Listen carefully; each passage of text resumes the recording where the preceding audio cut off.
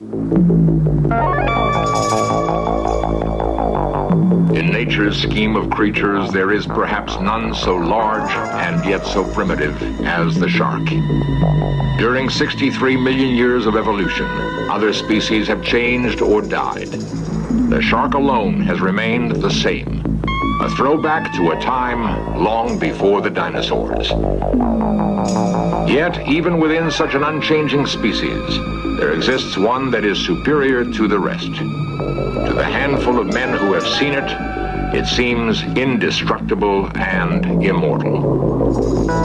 While they may roam the waters of the world, unquestionably their favorite stalking grounds are those off Western Australia. It is here that in search of cameras must go to seek out the great white shark.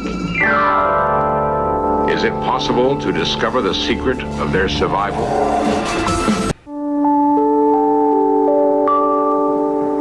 Life on this planet sprang from the oceans. Here, too, the order of birth, life, death evolved.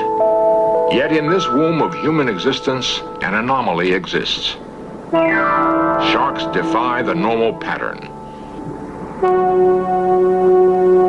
They have few, if any, natural enemies except one another.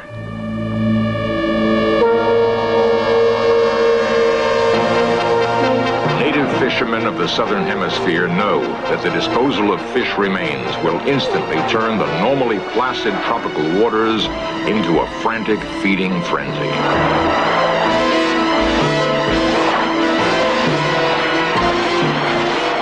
This awesome sight validates the fear that sharks are the ocean's most savage creatures. Sharks threaten human life in waters throughout the world. Of those known to attack man, the great white is the most deadly and, strangely, the one that seems immortal. To find out whether or not the great white shark actually defies nature's laws, In Search of Cameras venture to Western Australia. The whaling town of Albany was long known as a haven for the great white shark. Whalers were among the first to report the terror of the great whites. They were dumbfounded at the might of a beast capable of tearing huge chunks of blubber from the hapless whales as they were being hauled back to port.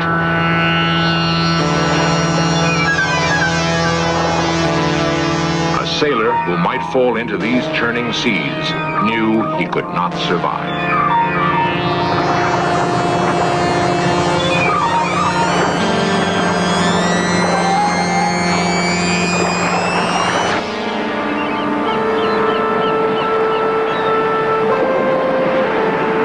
The whaling station at Albany is deserted now. Conservationists' outcry against the slaughter of whales forced virtually the entire Australian industry out of business.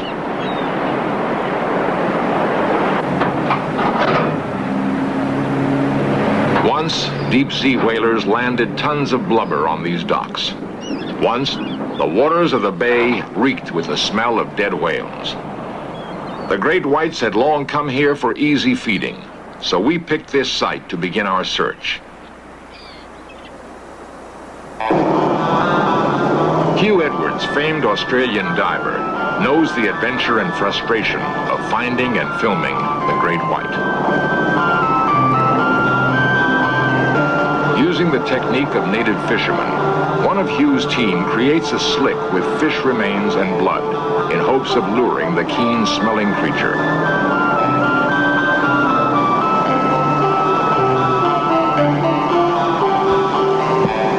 Our goal is to film the beast in his own habitat. Scientists complain that they have little direct information about how the great white lives, how he attacks, how far he travels, and how he ages.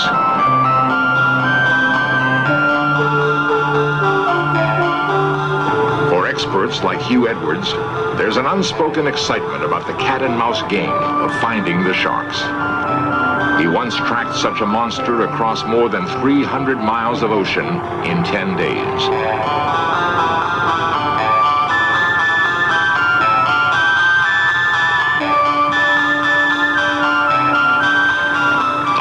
experts, Hugh admits little is really known of the white. Basically, they're a continental shelf shark, which is not deep water, but it's usually up to 30 or 40 miles from land. That's where the schools of tuna and squid and so on move. And the big whites tend to stay out there and very seldom come into shallow water at all. So people don't get to see them. I believe that a pregnant one has never been caught, for instance. Nobody knows how they mate. Nobody knows much about their habits at all, whether they're migratory, whether they move continuously.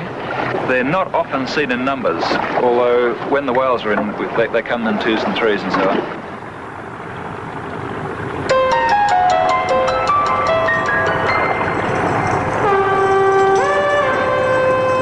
A dorsal fin announces the presence of a shark. Unfortunately, it is quickly evident that this is not a great white. The blue pointer, or Mako shark, is almost as difficult to capture as its bigger and more powerful cousin. The men decide to kill the Mako in hopes that its thrashing and blood will attract the real target.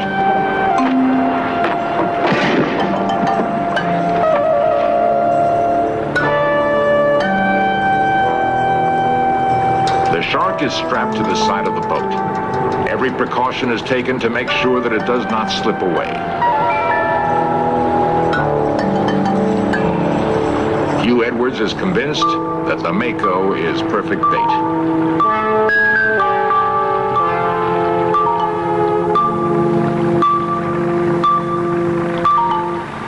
The team drops the shark cage over the side of the boat. It will be their only protection against the marauding monster of the ocean.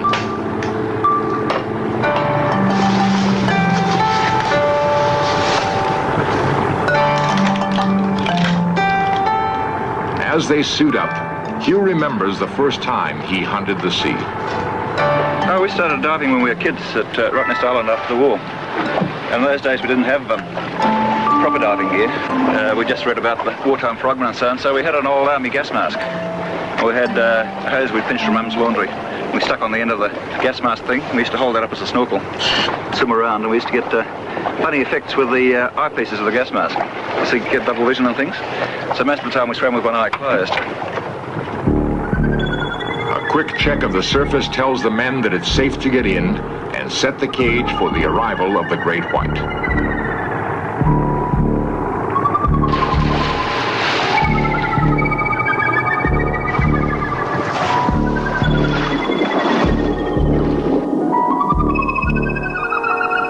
They strain to see any abnormal movement of the water that would signal the arrival. Suddenly, something forces the cage to sway. For a moment, the source remains unseen.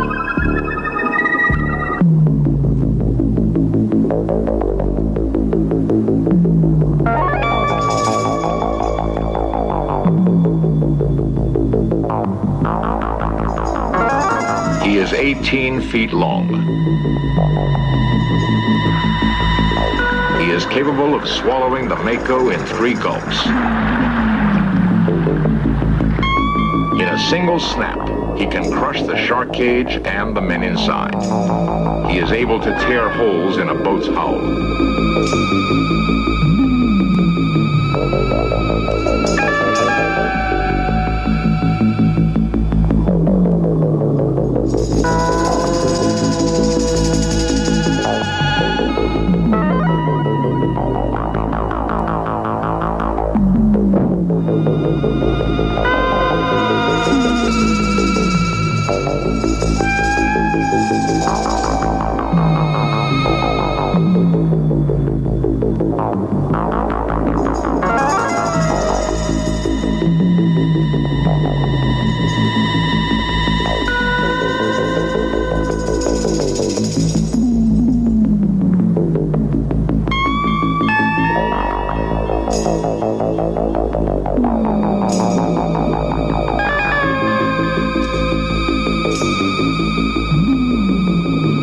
This is the final view of what divers see before a great white closes in for the kill.